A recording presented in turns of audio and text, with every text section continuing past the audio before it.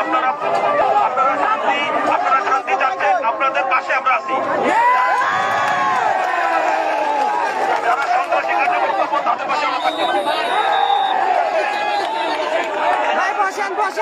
তাদের পাশেই সেনাবাহিনী জনগণের পাশে থাকবে, ইনশাআল্লাহ ভবিষ্যতে থাকবে।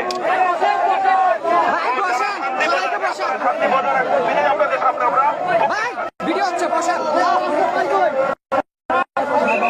আমরা কি আপনাদের পাশে আছে? তাহলে আমাদের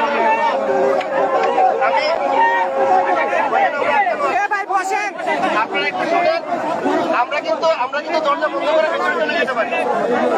আমরা ভিতরে চলে যেতে পারি না, আমরা কিন্তু আপনাদের জন্য আছি। আপনারা যদি কথা না শুনেন আমাদেরকে কিন্তু কঠিন হইতে হবে। আমি কিন্তু তখন কে ভালো দেখার সুযোগ থাকবে না।